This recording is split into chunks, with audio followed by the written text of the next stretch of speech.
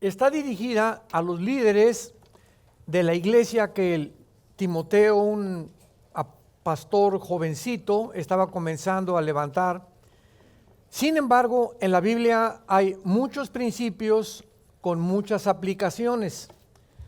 Entonces, este mensaje que le da el apóstol Pablo a Timoteo se puede aplicar, desde luego, porque todos los varones somos líderes en nuestra casa, o por lo menos deberíamos de serlo. Y los consejos que Pablo le da a Timoteo los podemos aplicar al hogar y a nuestra vida individual. Y hay un principio básico e inexorable que recorre todas las escrituras, y es el siguiente: hay una ley que se llama de responsabilidad individual. En otras palabras, todos nosotros vamos a recoger lo que hemos sembrado. Esto es inexorable también en la Biblia. Lo que sembramos lo vamos a recoger. La amargura, el rencor, el odio que sembremos lo vamos a recoger. El amor, la bondad, la consideración, la caballerosidad que nosotros sembremos en nuestra casa, en nuestra esposa y en nuestros hijos, Dios nos promete devolvérnoslas. Pero dentro de esta ley de la siembra y la cosecha que se llama en la Biblia, es increíble que lo que sembramos no recogemos igual. Si tú siembras 3 semillas de sandías, no te van a salir 3 sandías. Todos ustedes son granjeros, lo pueden comprobar, o rancheros. Yo viví mucho tiempo en un rancho entrenando caballos de salto y estuve al contacto con vacas, con becerros, etcétera, etcétera, porque me pagaban por entrenar caballos hace muchos años. Entonces, cuando nosotros sembramos, recogemos 10 o 15 veces más que lo que nosotros sembramos. Dice en 1 Timoteo capítulo 3, versículo 1 en adelante, palabra fiel. O sea, estas palabras son palabras dignas de creer, porque provienen de Dios. Por eso inicia Pablo con esta frase: esto es fiel, es seguro, es verdad lo que te voy a decir. Si alguno anhela obispado, buena obra desea.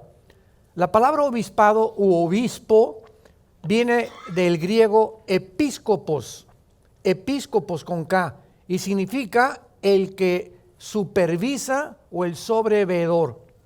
En otras palabras, los hombres tenemos la responsabilidad en el hogar de supervisar la casa, supervisar el dinero, supervisar las ganancias, supervisar todo, absolutamente, la conducta de nuestros hijos. Si tienen hijos menores, ábranles la mochila cuando lleguen a su casa y supervisen. No se lo dejemos a la mamá siempre. Lo podemos hacer nosotros los hombres, porque pueden nuestros hijos traer pornografía a la casa, que les dan en la escuela, pueden traer droga, les pueden dar marihuana, etcétera, etcétera. Tenemos que supervisar qué revistas, qué videos entran a nuestro hogar, porque nuestro hogar es una fortaleza espiritual, y lo que entra a nuestro hogar, Dios no va a culpar ni a las mujeres ni a nuestros hijos, sino a nosotros, por no ser los vigilantes, los atalayas, los supervisores de nuestra casa. ¿Me van entendiendo? Es impresionante la responsabilidad que tenemos los varones. Delante de Dios somos responsables. Si hay un problema con los hijos, nos va a culpar Dios a los varones, no a las mujeres. Nos va a culpar a nosotros, porque hemos soltado las riendas a la mujer, que fue lo que Adán hizo desde el principio, fue seducido. Y ahora los varones, no, pues que la mujer les enseñe la Biblia, que las mujeres los vista, que la mujer estas cosas.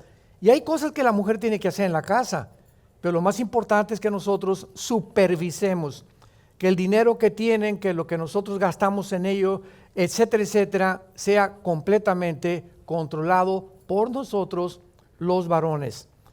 Si alguno anhela obispado o quiere ser un supervisor de su casa, estás anhelando algo bueno, dice Dios. Pero es necesario, y aquí a continuación se nos comienzan a enumerar las cosas que debemos nosotros tener en nuestro carácter. Todas estas características forman parte del carácter y se llaman cualidades morales, de la responsabilidad individual que tenemos como padres y como líderes de nuestra casa. En primer lugar, dice el apóstol Pablo, es necesario que esta persona o el supervisor sea irreprensible. Nuestros hijos siempre, principalmente los que tenemos hijos varones, van a estar buscando en nosotros un modelo a seguir.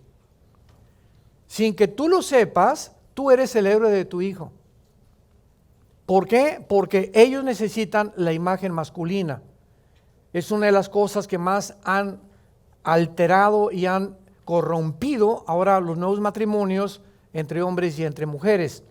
Entonces, el niño necesita la imagen masculina. Un niño no se puede crear con dos mujeres. Y lo mismo, una niña no se puede crear con dos hombres, porque las niñas también necesitan la imagen de su mamá y la imagen de su papá. Está comprobado que aproximadamente el 70% de los niños homosexuales provienen de hogares donde hay matriarcado. Donde no es el hombre el que dirige el hogar, es la mujer. Y el niño crece con la imagen de la mamá y no con la imagen del papá. Y se le pega la falda a la mamá y el papá está completamente descartado en el hogar. Un matriarcado puede producir alteraciones psicológicas en nuestros hijos varones principalmente. Entonces, esto lo significa irreprensible. Dice en 2 de Pedro, capítulo 3, versículo 14, por lo cual, oh amados, estando en espera de estas cosas, procuren con diligencia, ser hallados por Él, o sea, por Jesús, sin mancha e irreprensibles en paz. El apóstol Pedro vuelve a reenfatizar la irreprensibilidad que es necesario en nosotros. La palabra irreprensible significa precisamente eso, que nuestro hijo no nos vea cuando vayamos que en la calle y pues volteamos a ver una mujer y dice mi hijo de 5 años, ya de 3, 4, 5 años, mi papá dice que ama a mi mamá, pero lo veo que se le van los ojos por otras mujeres. Y son los mejores psicólogos que tenemos nuestros hijos. Nos observan continuamente, nos están vigilando nuestros hijos. Y aunque parezcan desapercibidos, se están dando cuenta de todo lo que sucede en la casa. Jesús dijo esta frase, por el amor que se tengan, el mundo sabrá que son mis discípulos. Y lo mismo pasa en el hogar. Por el amor que mi esposa y yo nos tengamos, nuestros hijos van a saber que somos de veras, que somos reales, que realmente estamos viviendo lo que les estamos enseñando. Y cuando hay lo contrario, los hijos comienzan a sentirse inseguros, crecen inseguros, con temores, con problemas, porque no encuentran una estabilidad, ni una seguridad, ni una verdad en el hogar. En segundo lugar, dice aquí el apóstol Pablo a Timoteo, que sean maridos de una sola mujer. Este texto no se refiere a que si anteriormente alguien está divorciado o que se haya casado en su pasado con otra persona. Se refiere a la poligamia. En el Antiguo Testamento, Salomón tuvo 700 mujeres. A Miss México, a Miss Colima, a Miss Tabasco, Miss Francia, Miss España, y cualquier hombre diría, ese ha sido mi sueño. Yo siempre he anhelado, qué ganas de poder ser Salomón, y 365 días al año, una mujer diferente conmigo. Y sabemos, ¿verdad?, que pues todas eran mujeres escogidas, que eran lo mejor que había en la cosecha, como decían ellos. Sin embargo, cuando nosotros entramos a la vida de Salomón, en el libro de Eclesiastés, descubrimos que fue todo lo contrario. Que llegó un momento en que Salomón dijo en el capítulo 2, a la risa le digo enloqueces y al placer de qué me sirve. llegó el momento que él se dio cuenta que no era realmente esa felicidad y que un hombre con 3 o 4 mujeres, como los mormones tienen permitido en su religión, nada más que cuando José Smith, el que fundó los mormones en el año 19, dice que se le apareció un ángel y que le dijo que podía él descubrir unas tablas escritas en egipcio cuneiforme, y de ahí copió el libro del Mormón y llegó a su casa y le dijo: oye, viejita, quiero que sepas que no eres la única, que me acaba de decir el ángel que se me apareció que puedo tener 4, 5, 8 mujeres. Yo siempre me imagino llegar hoy en la noche y decirles a mi esposa, ¿verdad, Marta? Me diría: vas a dormir en el suelo, porque a mí no se me apareció ningún ángel ni tampoco me han dicho nada en lo absoluto, ¿no? Ahora, y la pregunta es la siguiente: ¿por qué permitió Dios en el Antiguo Testamento cuando en el Nuevo Testamento se está prohibiendo la poligamia? Pero Salomón lo tuvo, David tuvo aproximadamente 10 esposas. Bueno, acuérdense de una cosa, y los que lo quieran apuntar: la voluntad de Dios es permisiva y directiva. Permisiva y directiva. El hecho que Dios permita algo no significa que sea su voluntad. Entonces, pasa lo mismo como en el Nuevo Testamento. Ahora nos preguntan si es bíblico que haya pastoras mujeres que dirijan una iglesia, mujeres pastoras, y la respuesta que les damos es igual. No es la voluntad de Dios que la mujer dirija su casa, ni dirija la iglesia, ni dirija el gobierno. Dios es muy claro que estas responsabilidades, estas 3 instituciones, el hogar, la iglesia y los gobiernos, sean hombres.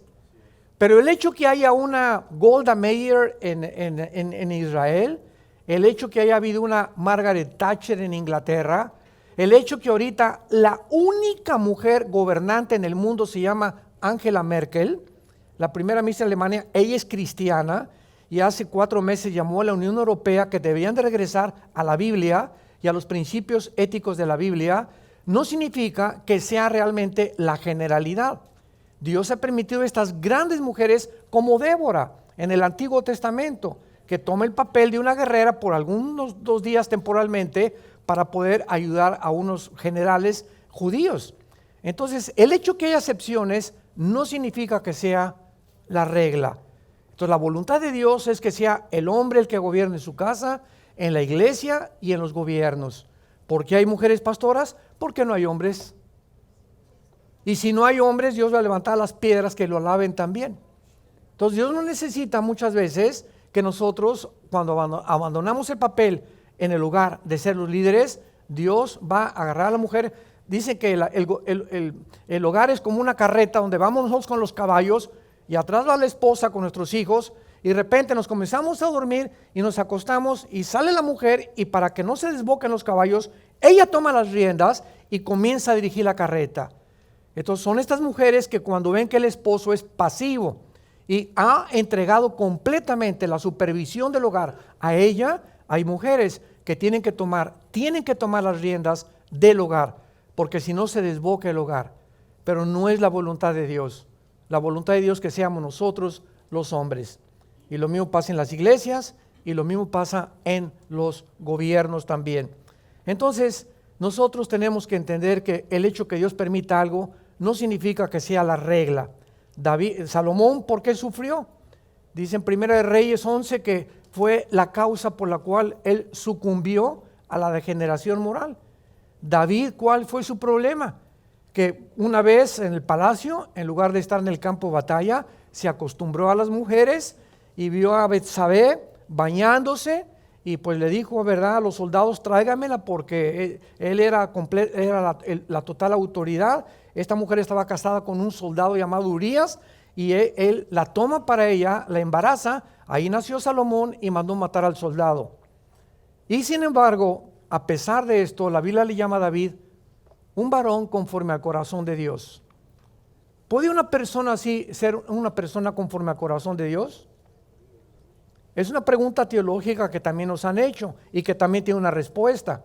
Viene Jesús y explica lo que pasa en el Antiguo Testamento Y Jesús dice, cualquiera de ustedes, no tienes que físicamente acostarte con una mujer. Si tú ves a una mujer con el puro hecho de en tus pensamientos desearla o codiciarla, ante mis ojos eres un adúltero. Y no necesitas apretar el gatillo de una pistola y físicamente quitarle la vida a una persona para que seas culpable de homicidio. Entonces Jesús viene y nos muestra que es el motivo por lo cual la persona jaló el gatillo, el motivo por lo cual la persona vive con fantasías lujuriosas, por lo cual Dios le puede llamar la atención o juzgar a esa persona. Entonces, cuando pensamos en David, recordamos, ¿qué hombre no ha tenido fantasías? ¿Quién de nosotros no ha odiado a alguien en algún tiempo de nuestra vida? ¿O ha guardado rencor contra alguien? Todos somos culpables de eso. Y viene Jesús del cielo y nos dice, vengo a lavar esa mente y ese corazón para que sean conforme a mi corazón. Entonces David fue asesino, David fue adúltero físicamente, pero nosotros lo hemos sido espiritualmente. Así que el que se atreva a levantar una mano y apuntar a David, apúntatela primero a ti. Porque al decir esto, 3 dedos te apuntan a ti. Entonces, antes de apuntar a alguien y señalar a alguien y juzgar a alguien, tenemos que analizar nuestra propia vida. En tercer lugar, dice el apóstol Pablo que nosotros los varones no solamente debemos de tener una sola mujer, está prohibida la poligamia completamente. Los mormones, cuando establecieron el principio de la poligamia, en la Constitución de los Estados Unidos por el señor Thomas Jefferson y todos los Washington y todos los que fundaron Estados Unidos, prohibieron la poligamia y mataron en la cárcel a José Smith, lo lincharon. ¿Por qué? Porque se prohibía la Constitución la poligamia en Estados Unidos. Pero hay mormones ahorita en Estados Unidos que si el gobierno les permite vivir con 5 mujeres, tienen que demostrar que las pueden mantener. Y mientras las puedan mantener, el gobierno norteamericano les permite vivir con 5 mujeres y también que las 5 mujeres estén contentas, las 5 con una sola persona. En México no está permitido y en la mayor parte de las naciones también la prohíben. La palabra sobrio, vemos nosotros enseguida. El varón debe ser una persona sobria. Esta palabra significa una persona que vigila cómo vivir. En otras palabras, sobrio en la comida, sobrio en la bebida, sobrio en la sexualidad, sobrio en el ejercicio, todas las cosas las podemos llevar al extremo. Y una persona sobria es una persona que nunca se acaba lo que le sirven, sino que se acaba la mitad de la comida. Si tú te acostumbras, en Estados Unidos tú llegas y te dan una ensalada así, pides un steak y te lo dan así, con papas, con crema, con queso, pides una pizza, te la dan entera y no te la tienes que acabar.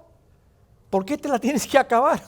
O sea, acostúmbrate a poder comerte la mitad de lo que se te sirve y te va a comenzar a ayudar a poder ser una persona sobria. Tienes una botella de vino, tómate una copa y media, lo máximo. No aproveches en beber más, porque el vino, el Revastrol que tiene el vino, que es antioxidante, antienvejecimiento, etcétera, etcétera, te produce el efecto contrario cuando tomas más de una copa y media de vino. Entonces, todo funciona así en la vida. Tenemos que ser personas medidas. Si haces ejercicio, no exageres tampoco en tu ejercicio. Si tienes la sexualidad, no trates de, ¿verdad?, compararte a hacer un Tarzán ahí en tu casa. Hay mujeres que no tienen esa fuerza física que tú tienes, ¿verdad? Y hay hombres que lo único que quieren es eso, estar, ¿verdad?, arriba del ciruelo. Y tenemos que ser sobrios en la sexualidad, sobrios en la bebida, sobrios en la comida. Y esta del ciruelo es un proverbio mexicano para los que no me entiendan. Vemos en cuarto lugar la prudencia, que el varón sea una persona prudente. Esto es muy importante. Cuando Dios comparó la prudencia, ¿y qué significa? Calcular el costo de lo que vas a hacer. Es lo que básicamente significa la palabra soprón en el griego, la prudencia. Ahora fíjate lo que dice Jesús, Mateo 10:16. Sean prudentes como las serpientes y sean astutos como las palomas. Cristo toma una cualidad de un reptil, Él las hizo, Dios las hizo. Y Él sabe exactamente lo que los reptiles, las moscas, las abejas y toda la creación, las características que tienen para compararnos a nosotros y darnos lecciones escondidas, encriptadas en la conducta de los animales o los reptiles o los peces, etcétera, etcétera. ¿Por qué le dice Cristo que las serpientes son prudentes y que imitemos esta característica de las víboras? Por lo siguiente, una víbora nunca, jamás, cuando brinca contra un ratón, en este caso que sea su presa, la víbora tiene un porcentaje 0.01% de negatividad o de equivocación para que cuando ella brinque y se come el ratón, le falle. La víbora calcula la velocidad y la víbora calcula la distancia de la presa que va a brincar. Entonces, nunca la víbora hace eso sin antes ya en su mente haber maquinado y calculado la distancia y la velocidad que tiene para nunca fallar. Nos dice Dios, antes de que te vayas a casar, calcula con quién te vas a casar, mide la distancia con quién te vas a casar, examina las características que ella tiene. No lo hagas, en otras palabras, precipitadamente.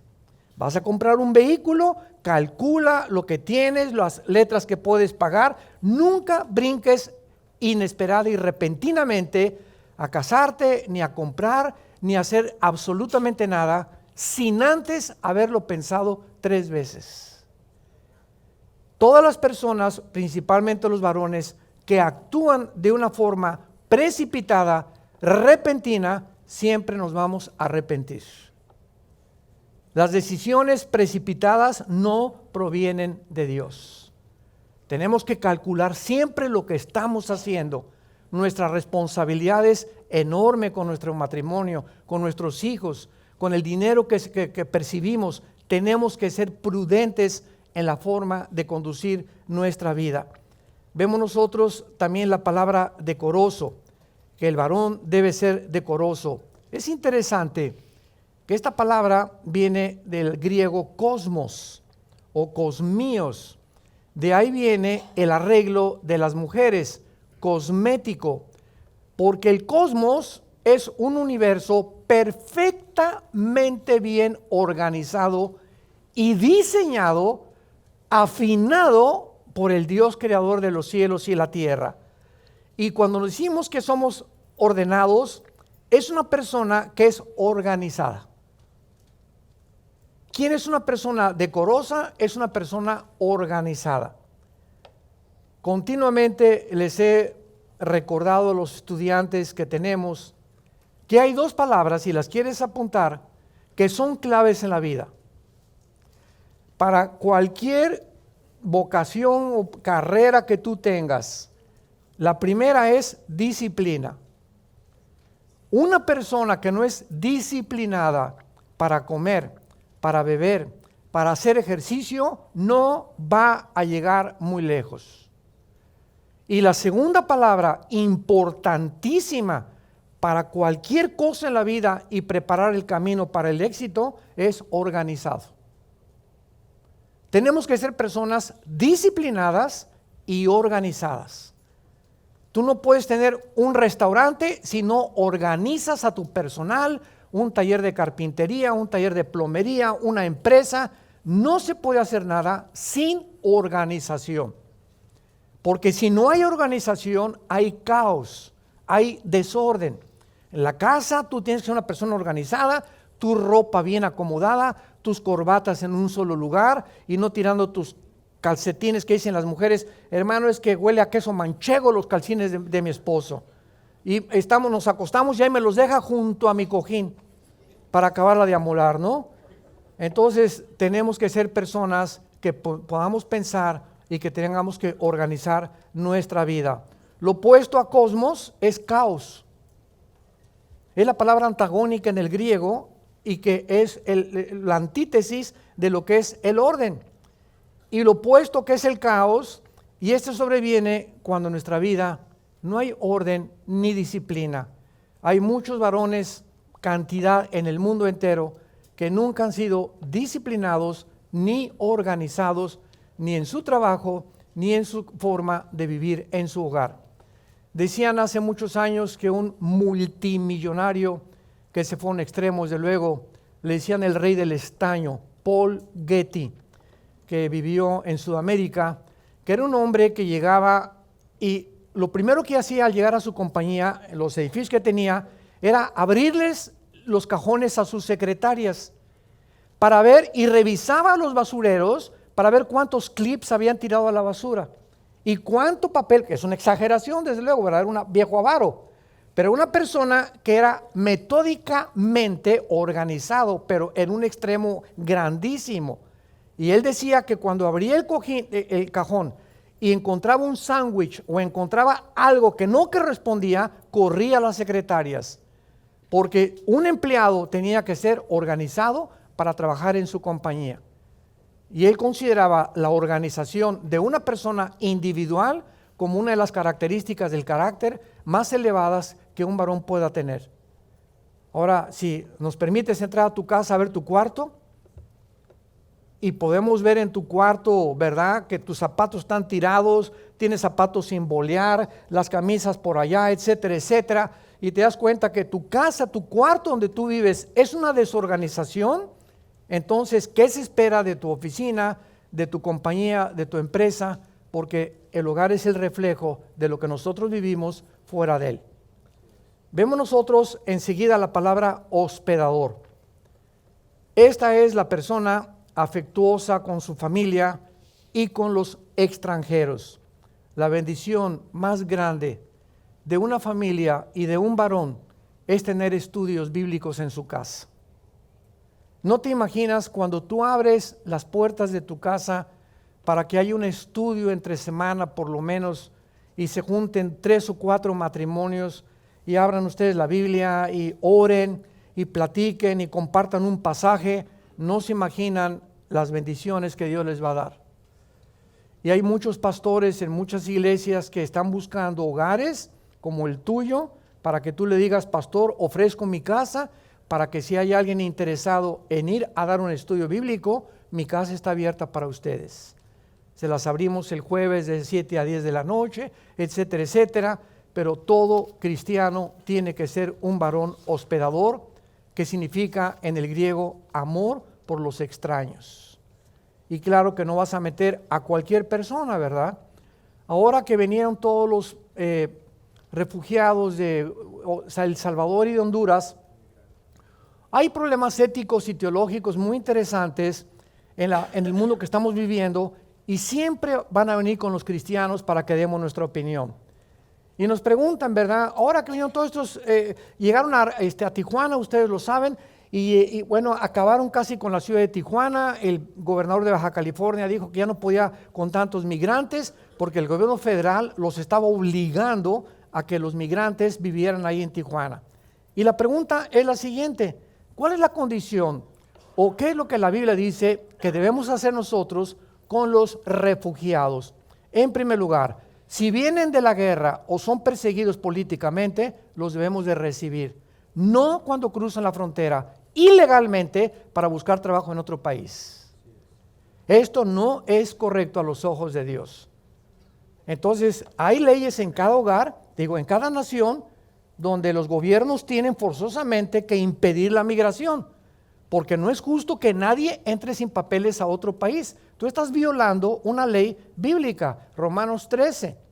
Sometámonos a toda autoridad, porque no hay autoridad sino de parte de Dios, y las que hay por Dios han sido establecidas.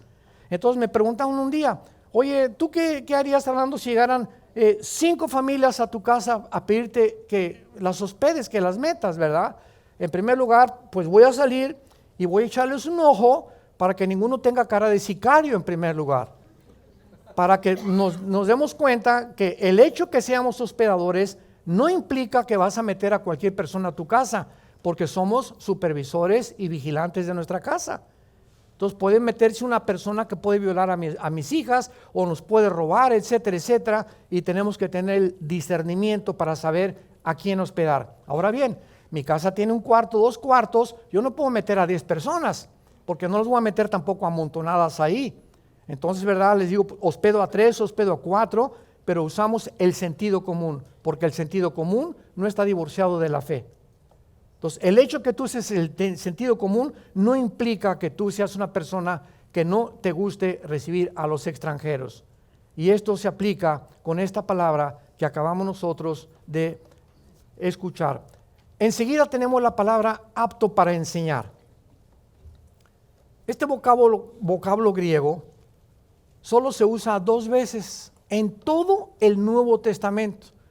Aquí en 2 Timoteo 2:24.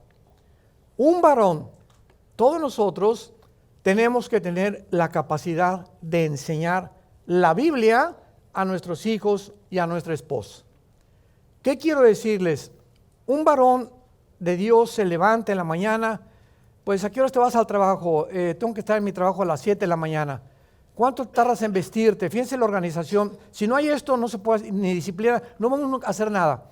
Ok, yo entro a las 7 de la mañana a mi casa. ¿Cuánto tardas en vestirte y en arreglarte? Media hora. ¿A qué horas te levantas? A las 6 para que a las 6:30 me arregle y tengo media hora para llegar al trabajo. Ok, me voy a levantar a las 5:30. Media hora antes para estar con Dios. Esto requiere disciplina. Un jugador de fútbol, decía algún tiempo un entrenador que se llamaba Mourinho, y le preguntaron que a quién comparaba él con Messi, con Leo Messi. Ustedes saben que este muchacho argentino iba a ser enano. Y entonces fue de niño a Barcelona y el Club Barcelona le puso unas inyecciones que unos médicos increíbles y lo hicieron crecer a 1,65, 1,63, que es lo que mide Leo Messi. Entonces él se siente comprometido con este club. Y le preguntaron que a quién consideraba el mejor futbolista del mundo, a él o a Cristiano Ronaldo. Y este entrenador Mourinho dijo, Cristiano Ronaldo es el mejor jugador del mundo, pero Messi es un mago. O sea, no tiene comparación. Uno es el mejor jugador, pero Messi saca jugadas que ningún jugador ha hecho jamás en la historia. Se le comparó algún tiempo con Maradona, con Diego Maradona. Pero vemos nosotros claramente que lo que hizo que Messi hiciera lo que él es la disciplina. Y tenía que levantarse a las 4:30 de la mañana para entrenar de las 5 a las 7 más o menos de la mañana, y a las 7 de la mañana ir a desayunar, y el horario que nos impongamos para estar con Dios requiere disciplina. Un atleta que no tiene la disciplina de levantarse y de entrenar no puede ser atleta. Un karateca estudia 4 o 5 horas. Bocelli, Luciano Pavarotti, los cantantes de ópera vocalizaban o vocalizan todavía Bocelli 4 o 5 horas diarias. Diarias. Un pianista 4 o 5 horas diarias.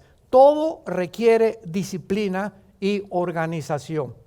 Entonces, si no tenemos esto, no vamos a funcionar en el reino de Dios. Porque estamos en un mundo ocupado, somos soldados, es una guerra espiritual, no estamos en Campo Ventura, ni en Reino Ventura, ni en Disneylandia, estamos en un planeta que ya está a punto, con la neumonía que tiene el planeta, a punto ya ya tiene una enfermedad terminal el planeta Tierra, estamos a punto ya de desaparecer millones de cristianos de este planeta, y Dios está buscando un ejército de soldados organizados y disciplinados que nos pueda usar en los últimos momentos de nuestra vida. Y si tú no tienes estas características, nunca vas a poder ser un soldado de Dios. Apto para enseñar. En Deuteronomio capítulo 6, en el Antiguo Testamento, Dios le da estas órdenes a los hombres y a los líderes de Israel. Versículo 6, estas palabras, Deuteronomio 6, versículo 6. Estas palabras que yo te mando hoy estarán sobre tu corazón. Primero, tiene que estar en nosotros para que las podamos compartir. Acuérdate de esto, una jarra vacía no llena ningún vaso. Yo no puedo dar lo que no tengo. Entonces, si yo no estoy lleno de la palabra, Si no tengo la disciplina ya de memorizarme 2 versículos, 3 versículos diarios, si no memorizo la Biblia, mi mente no va a ser renovada. Jesús dijo, mis palabras son espíritu y son vida. Entonces todos nosotros funcionamos como funcionamos por los programas que nos enseñaron en la escuela, la religión que nos inculcaron nuestros padres, tal vez equivocada, los amigos que hemos tenido, los héroes que nosotros hicimos, el Che Guevara y Carlos Marx y Freud y lo que tú quieras y mandes, y eso es el programa que tenemos que tiene que comenzar a salir de nuestra mente, entrando nosotros la palabra de Dios. Este programa tiene que entrar a mi mente y en la medida que este programa entre, salen los demás programas. En otras palabras, estás envirulado. En el idioma cibernético, el descubrimiento de los chips y la computadora nos ayuda a comprender la Biblia. Tenemos programas que nos envirularon y por eso somos machistas y tratamos mal a las mujeres, porque es el programa que nos metieron nuestros papás o nuestros amigos o la cultura en la cual nosotros crecimos. Y tiene que salir ese programa de nuestra vida. ¿Por qué? Porque es el programa de Dios el que nos va a hacer funcionar adecuadamente. Yo tengo una computadora y la prendo y ella tiene los programas que le he metido. La computadora no me puede funcionar más que con los problemas que yo le he metido. Así es la mente humana. Es una computadora, es un disco duro aquí. Entonces, ¿qué es lo que tú tienes? Es lo que tú vas a hablar, lo que tú vas a actuar, porque tu filosofía dicta tu psicología y tu psicología dicta tu manera de actuar. Dime con quién te juntas, dime quién eres, dime qué hablas y te diré el programa que tú tienes en tu corazón. Entonces, esto es lo que significa la Biblia, apto para enseñar. Dice aquí en Deuteronomio, estas palabras las repetirás a tus hijos y hablarás de ellas estando en tu casa, andando por el camino, cuando los lleves a la escuela y al acostarte y cuando te levantes. Fíjense nada más la insistencia de Dios de estar continuamente enseñándoles a nuestros hijos en el camino a la escuela, en el camino a Disneylandia, donde estemos, al sentarnos en nuestra mesa, estarles continuamente comunicándoles, transmitiéndoles el conocimiento de Dios. ¿Saben ustedes que ahora que se levantó el grupo ISIS, musulmanes radicales islámicos en el Medio Oriente, ¿saben ustedes lo que comenzaron a hacer? A todos los niños y a los hijos de ellos, chiquitos de 4 o 5 años, a los que les cortaban la cabeza, les hacían que los niños las usaran de balones de fútbol, con las cabezas de los que decapitaron. ¿Cuál fue el propósito de ellos? Lo dijo el director de ISIS, desensibilizarlos en la humanidad, convertirlos en animales, en máquinas de matar. Ahí en la franja de Gaza, ahora el año que entra que vayamos, no nos van a dejar entrar a la franja de Gaza, pero sabemos que en la franja de Gaza los palestinos a los niños desde chicos les pasan películas para que odien y maten a los judíos. Y les lavan el cerebro para decirles que si ellos matan a los judíos, Alá los va a estar esperando con 72 vírgenes en el cielo. Entonces vemos que el programa que se le pone a un niño budista, a un hijo de ISIS, a un niño palestino, la persona crece con ese programa y esa persona va a actuar de acuerdo a ese programa que le inculcaron o que le metieron sus maestros o sus padres. ¿Y qué pasa cuando el programa que les metemos es el programa de Dios? Van a funcionar como nosotros queremos que funcionen nuestros hijos. Van a ser personas seguras, van a ser personas con visión, van a ser personas bondadosas, van a ser personas no avaras, van a ser personas generosas. ¿Por qué? Porque desde niños les pudimos enseñar la palabra de Dios. Enseguida dice, no dado al vino. Este vocablo para oinios en el griego significa un bebedor continuo. O sea, alguien que está continuamente dado al alcoholismo. En otras palabras, un borracho. La Biblia permite las bebidas de moderación. Pablo le dijo a Timoteo, usa vino para tus constantes dolores del estómago. Todos los reyes, si tú vas a todos los pastores, por ejemplo, en Argentina, en España, beben con vino. No así en México. En México es una cultura muy, pero muy increíblemente atrasada. Y muchas veces mi esposo y yo entramos a un restaurante, a veces ella también pide una copa de vino, y entran cristianos y me dicen que ni siquiera soy salvo. De veras, los hemos visto. Y me dejaron una vez, estuve ahí y me dejaron un folleto del plan de salvación. Bueno, gracias, ¿verdad? Pero digo, qué juicio más equivocado. Porque así es la mente. Te ven que tomas una cerveza o que tomas y creen que ya te estás emborrachando. Porque no hay esa cultura. Entonces dice en Romanos capítulo 14, pues mejor si vas a un lugar así, pues te la tomes, ¿verdad? ¿Por qué? Porque van a creer que eres borracho y además muchas personas no tienen el criterio que tú tienes y los puedes tropezar. Entonces no hagamos nada que pueda tropezar a terceras personas. Pero la Biblia permite las bebidas de moderación. La Biblia prohíbe la borrachera. No cabe duda que el alcoholismo ha destruido millones de hogares. Si tú fuiste alcohólico antes de ser cristiano y tu problema fue el alcoholismo, pues no es recomendable que ni una copa de vino te tomes. Dice en Romanos capítulo 14, cada quien esté convencido en su propia mente. Quiero rápidamente compartirles el testimonio de Joaquín Capilla. Todos ustedes saben que Joaquín Capilla fue el primer clavadista mexicano, 1952-53, en Helsinki, que ganó la primera medalla de oro en clavados. Y Joaquín Capilla comenzó a ir a nuestros desayunos, pues ya grande, con su esposa Carmelita. Lo digo porque ya murieron los dos. Y comenzamos a discipularlo nosotros y crecieron tremendamente. Pero los dos provenían del alcoholismo. Me decía Joaquín, mira Armando, las medallas de oro que me dieron, jugaba la rayola con ellas, porque el gobierno nos abandonó, no tuvimos dinero, no me dieron nunca trabajo y todo se esfumó así con la rapidez con la que entró mi fama y el dinero que nosotros pudimos ganar. Se casó primero con una artista de cine muy famosa, después con otra, Carmelita fue su como cuarta o quinta esposa. Y una vez que venimos aquí a Acapulco, al Hotel Hyatt, a un seminario de matrimonios, ellos no bajaban al seminario ni mucho menos. ¿Y qué fue lo que pasó? Se bebieron ¿cómo se llama?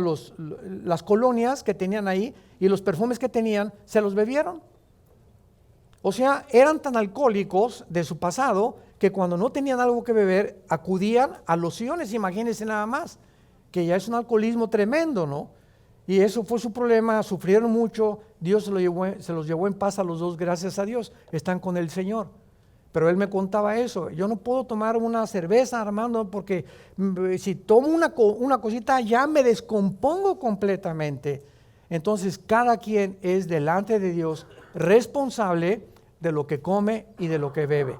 Si una persona puede hacer algo que tú no puedes hacer, no significa que lo tengas que hacer. Entonces hay personas que pueden tomar una copa de vino, hay personas que mejor ni les conviene, ni una cerveza tampoco, porque tuvieron un pasado de alcoholismo. En segundo lugar dice, no pendenciero. Pleikitein en el griego, o sea, busca pleitos. Esta palabra significa uno que continuamente se enoja por cualquier cosa y levanta los puños para pelearse con el que se le atraviese. Es una persona pendenciera, una persona busca pleitos y un varón. Nosotros no podemos tener esta actitud. Y quiero decirle sinceramente, mi esposa lo sabe, era un problema mío. Yo cuando era niño, cuando era joven, ¿verdad? Que me hice comunista y formé parte del Partido Comunista Mexicano, entré a estudiar karate, llegué casi a cinta negra y no se imaginan, desde los 12, 13 años fui un buscapleitos y yo amaba pelearme con personas. Era muy agresivo, tenía un carácter muy colérico. Mi padre llegaba y me rompía las guitarras así en la cabeza, medía como un 85, mi padre grandísimo, unas manos grandísimas, me pegaba así en la cara, me tumbaba al suelo cuando llegaba a las 11 de la noche. Tuve un padre muy violento, una juventud muy violenta, muy agresiva. Me convierto y comenzó a salir todas esas cosas, todas esas frustraciones que tuve en mi juventud y seguía yo peleándome. Y entonces yo dije, yo no puedo seguir así.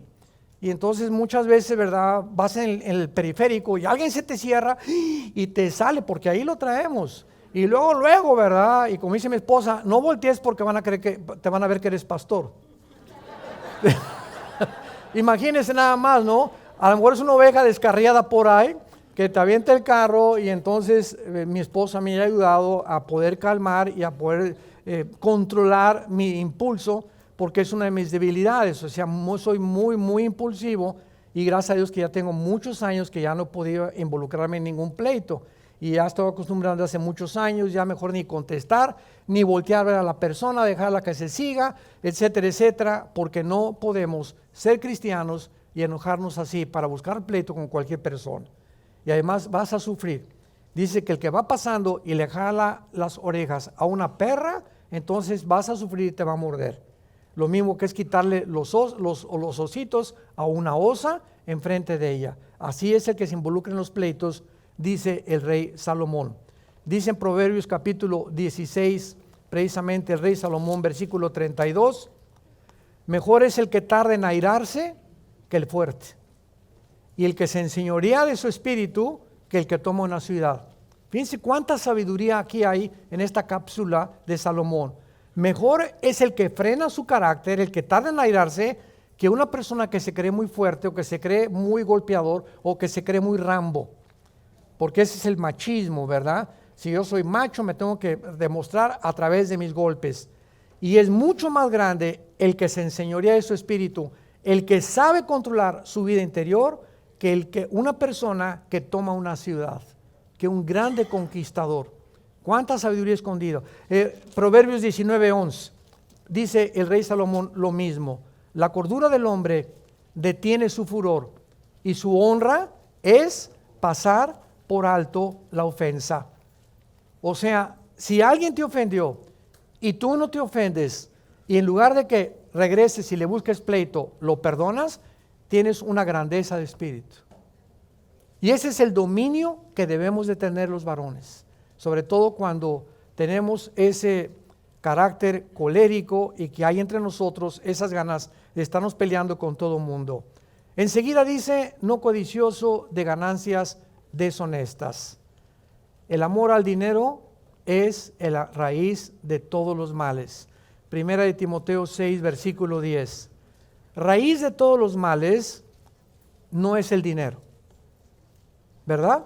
Es el amor al dinero, el cual, codiciando algunos, se extraviaron de la fe y fueron traspasados de muchos dolores.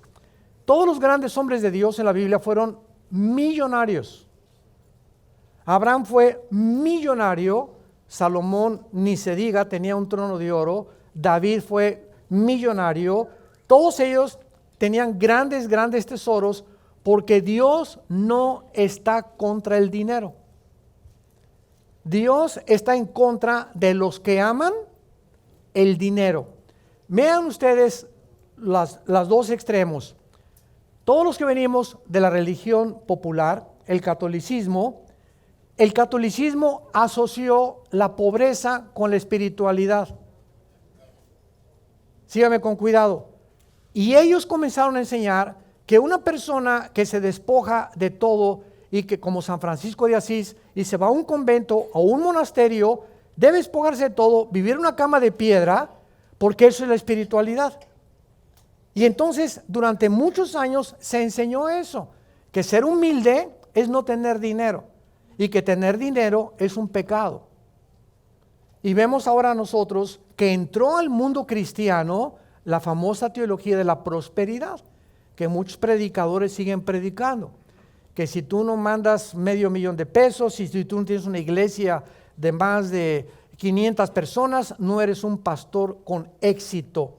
O sea, Roma asoció la pobreza con la espiritualidad y muchos cristianos la riqueza con la espiritualidad. Uno es la pobreza con la espiritualidad y otro es la riqueza con la espiritualidad. Los dos extremos que no se encuentran en la Biblia. Entonces, ¿qué es lo que nos enseña Dios desde el Antiguo Testamento? Le dijo Dios a Israel, tienes 100 pesos, 10, 20, 30, 40, 50, 60, dame el diezmo. ¿Qué significa esto? Dame la 10ª parte de cada 100 pesos que tú tienes. Pero vean ustedes, no me des el de en medio, ni tampoco al final. Dame lo primero, las primicias. Pero Señor, hago mis cuentas y tengo que pagar 50 pesos de luz, 25 de renta, no me alcanza. Si tú tienes y te manejas con esa mentalidad, ¿dónde está la fe? ¿Dónde está la fe? ¿Qué es la fe? Creerle a Dios. Y esto es una de las áreas más impactantes en la Biblia para demostrar que creemos en Dios. Ahora fíjense lo que pasa. Cuando yo le digo a Dios, no voy a calcular todo lo que da, te voy a dar ese diezmo porque yo sé que ese primero 10% lo voy a bendecir. Yo se lo doy a Dios y Dios bendice el 90%. ¿Y saben lo que significa bendecir el 90% que te queda? Que te lo multiplica. Y que de alguna forma milagrosa te va a llegar un negocio, vas a hacer algo que de repente vas a poder pagar tus biles, como le llaman en Estados Unidos, o tus cuentas. ¿Por qué? Porque estás creyendo que Dios es verdad y que Dios es fiel y que puedes confiar en Él. Ahora, ¿por qué Dios les pidió el diezmo, verdad? No las limosnas que pide la religión, sino el 10% en el Antiguo Testamento, porque Dios sabe que lo que yo traigo en mi cartera representa el sudor de mi frente. Y como lo vamos a ver, por naturaleza somos avaros y siempre queremos juntar por si me llega a faltar en algún día. En ese momento Dios dice, voy a quitarte esa tendencia que los hombres tenemos del egoísmo y de la avaricia y dame el 10%, y mientras tú me sigas dando, te vas a ir desligando de esa avaricia y de ese egoísmo hasta que vas a ser libre y vas a comenzar a vivir creyendo que yo soy tu proveedor. Vean la sabiduría, otra vez, la lógica detrás de los mandamientos de Dios. No ames el dinero. Y es lo que Dios nos quiere sacar precisamente para formarnos un carácter que podamos nosotros controlar y no volvernos personas avaras, porque el que guarda más de lo que tiene es avaro, el codicioso es el que guarda más de lo que puede entregar. Una de las costumbres que hay ahorita, desgraciadamente, en muchas iglesias, ustedes las conocen, es que en los últimos 30 años, más o menos de los 90 para acá, los predicadores están comenzando a cobrar. Me acaban de hablar unos pastores que tuvieron predicadores y que les dijeron que les cobraban $500 por conferencia. Y alguna vez yo compartí esta experiencia que hemos vivido nosotros. Me hablaron de una iglesia, no quiero mencionar el país ni la iglesia, de Sudamérica. Por favor, queremos que venga a dar unas conferencias. Y me dijeron cuánto es el salario que usted nos cobra o cuánto es lo que usted nos va a pedir, porque sus honorarios. Y yo les contesté, ¿de qué me están hablando? Sí, o sea, ¿cuánto nos va a costar? Le dije, bueno, págame el avión y el hotel, y si ustedes me quieren dar una ofrenda, dénmela. Pero cuando me invitan, tenemos que orar mi esposa y yo, y si tenemos la seguridad de que Dios quiere que vayamos, vamos porque Dios nos mandó, no voy para que me den. Si me quieren dar, dénmelo, y si no me lo dan, Dios me lo va a proveer. Porque yo no voy por ustedes, voy porque me manda Dios.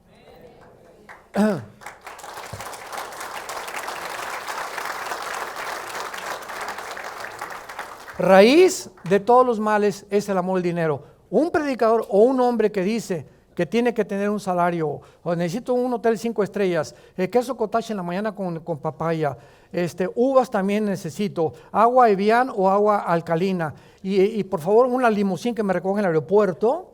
¿Sabes una cosa? No lo vuelvas a invitar en tu vida. ¿Por qué? Porque son mercenarios del evangelio. Y hay de todo en el cristianismo. Así como hay pilotos que se caen, no significa que todos los pilotos sean igual. El hecho que haya pastores avaros y codiciosos no significa que todos sean igual. Pero tenemos que cuidarnos de todas estas personas que aman el dinero y que lo único que quieren es realmente amontonar para vivir cerca de sus ganancias. Vean lo que dice Salomón al respecto en Eclesiastés capítulo 5. Está después de Proverbios. Eclesiastés capítulo 5. Dice Salomón en el versículo 10 en adelante. Este es el rey más rico de la historia. Nadie ha tenido el dinero que tuvo Salomón.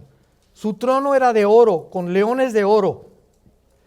Y este hombre escribe lo siguiente: el que ama el dinero no se saciará del dinero, y el que ama el mucho tener no sacará fruto. Esto es vanidad. Cuando aumentan los bienes, también aumentan los que los consumen. Qué bien pues tendrán su dueño sino verlo con sus ojos. Dulce es el sueño del trabajador, coma mucho, coma poco, pero al rico no le deja dormir la abundancia. Hay un mal doloroso que he visto debajo del sol: las riquezas guardadas por sus dueños para su mal, las cuales se pierden en malas ocupaciones, y los hijos que engendraron, nada les queda en la mano. Como salió del vientre de su madre desnudo, y así vuelve, yéndose tal como vino, y nada tiene de su trabajo para llevar en su mano. Este es un mal que como vino va a regresar, o sea, la muerte, y de que le aprovechó trabajar en vano. Dice Salomón, hay personas que trabajan para guardar y guardar y guardar y guardar. Y cuando nacimos, no nacimos con guaraches ni con anillo, ¿verdad? Nacimos desnudos y nos vamos completamente desnudos a la otra vida. Y todo lo que guardaste, si tú se los dejas a tus hijos o a las personas, y esas personas no tuvieron la sabiduría para usar lo que tú les dejaste, se convierte en una maldición. ¿Saben ustedes la diferencia entre sabiduría y conocimiento en la Biblia? Conocimiento es la data, es la información que tenemos, pero para que esa información que yo tengo la pueda saber usar, necesito la sabiduría. Si lo quieres apuntar, la sabiduría es la capacidad que Dios nos da para saber usar lo que conocemos. Hay personas que son muy duchas y doctas en muchas cosas, y son personas que no saben usar su conocimiento ni siquiera en su familia ni en sus hijos. Una vez una persona me dijo, oye Armando, yo quisiera que Dios me bendijera y que tuviera muchos millones de pesos. Y le dije, ¿cómo está tu vida con Dios? Y me dice, ¿sabes qué? Me dijo la esposa luego, no, es que mi esposo, ¿verdad? Pancho anda muy mal, etcétera, etcétera. Y le dije, Pancho, Dios quiere bendecir a muchos cristianos con mucho dinero. Imagínense ustedes, si no tenemos dinero, ¿cómo vamos a mandar misioneros? Si no tenemos dinero, ¿cómo vamos a pagar la luz, las secretarias, los abogados que necesitamos, los contadores? Para todo se necesita el dinero. Pero cuando una persona no tiene la sabiduría para usar ese dinero se vuelve en maldición. O se guarda en demasía o se usa en malas inversiones, por no tener la sabiduría de usar lo que Dios nos dio. Dice la Biblia, no codicioso de ganancias deshonestas. Y en penúltimo lugar, no avaro. La persona avara es la persona que guarda más de lo debido.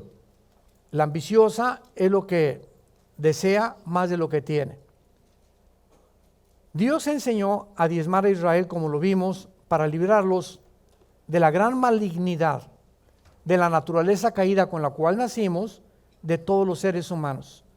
Y cuando somos cristianos, lo primero que se nos enseña, ¿verdad? Pues acuérdense que el diezmo, ¿no? Pero el diezmo ya no existe en el Nuevo Testamento.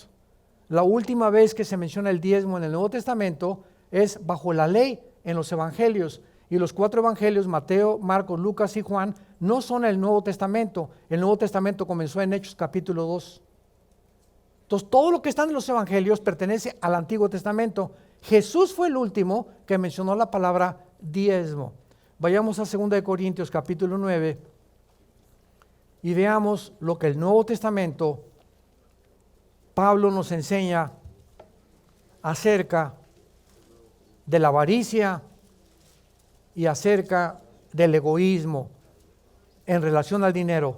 ¿Sabían ustedes que el 60% de las parábolas de Cristo están relacionadas con el uso del dinero?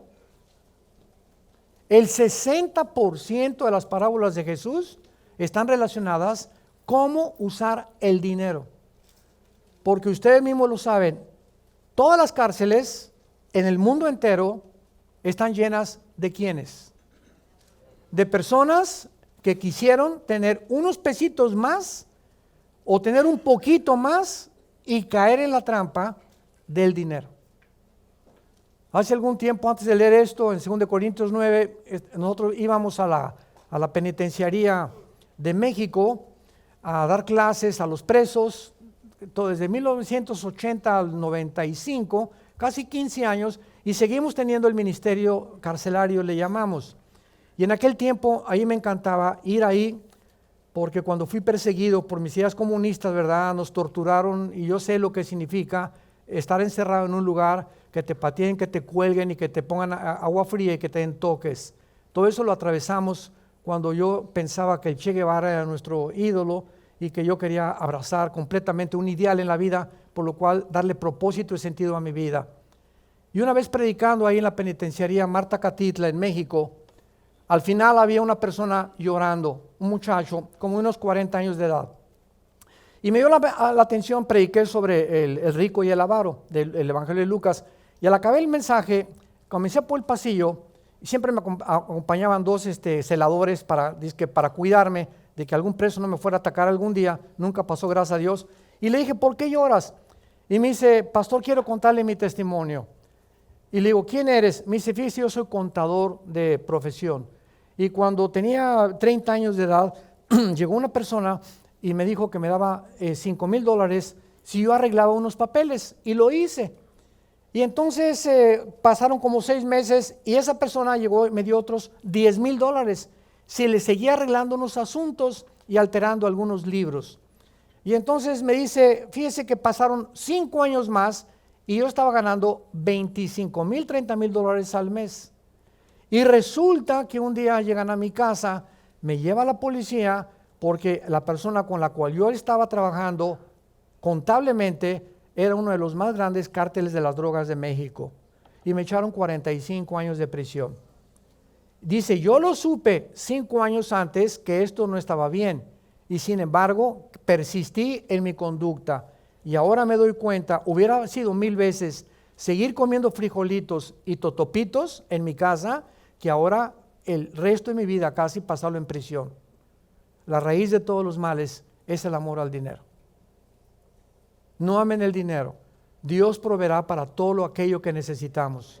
Y lo que Dios nos da, lo tenemos que usar en aquello con la sabiduría que el Espíritu Santo nos da. Dice 2 Corintios 9, para terminar, versículo 6, pero esto digo, el que siembra escasamente, segará escasamente. Ahí está la ley de la siembra y la cosecha. El que siembra generosamente, generosamente segará. Cada quien dé como propuso en su corazón, no con tristeza ni por necesidad, porque Dios ama al dador alegre. Ahora vean lo que dice Dios, que Él es poderoso. Y poderoso es Dios para hacer que abunde en ustedes toda gracia, a fin de que, teniendo siempre en todas las cosas todo lo suficiente, abundemos para buena obra. Dios, cuando ve que Él me da y lo uso y me da y lo saco y no me da y le echo hasta que se me rompan las bolsas, ya Dios no me va a seguir dando, porque somos simplemente canales de distribución de las bendiciones de Dios.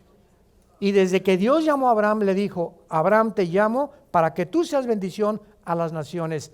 Nada de lo que Dios nos da es para nosotros. Podemos disfrutar, podemos tener una buena casa, podemos tener un buen carro. Dios no está en contra de eso, si en la misma proporción das.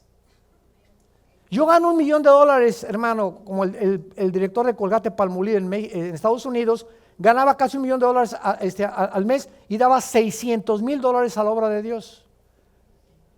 Y se quedó con $400,000 mensuales. ¿Qué dijo Salomón? Hay muchas veces que cuando tú tienes más dinero, aumentan los bienes también. Y ya tienes un carro, pues ahora necesitas un chofer. Y ahora tienes un avión, necesitas mantenimiento del avión. Y ahora tienes 2, 3, necesitas más mantenimiento en tu casa. En la proporción en la que te entra el dinero y no lo usas con la sabiduría de Dios, también te lo vas a gastar con la misma velocidad.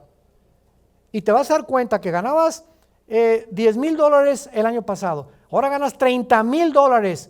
Y si esos $30,000 no los usas con sabiduría, guiados por el Espíritu Santo, esos $30,000 en 2 años vas a necesitar más, tampoco te va a alcanzar. Y llegas un momento en que ya no te alcanza lo que tienes porque no sabes cómo gastarlo ni cómo invertirlo con la sabiduría de Dios. Y es lo que dice la Biblia, Dios es poderoso para que siempre tengamos para dar en todas las cosas. Pero cuando retenemos más de lo que nosotros tenemos, nos volvemos avaros. Y la característica más grande de un cristiano es la generosidad. De tal manera amó Dios al mundo que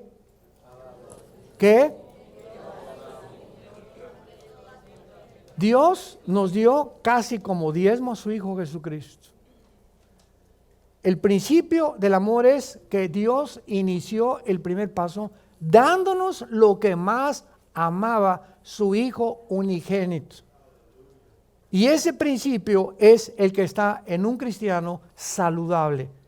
¿Quieres ver a un cristiano que no ha crecido? Es un cristiano avaro, porque no ha podido desprenderse y él ama lo que él tiene, porque no tiene el temor ni la seguridad de que la Biblia es real.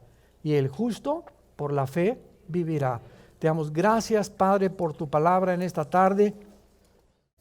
Vida Nueva para el Mundo y Dr. Armando Alducin Ministries presentaron El Poder de la Palabra de Dios.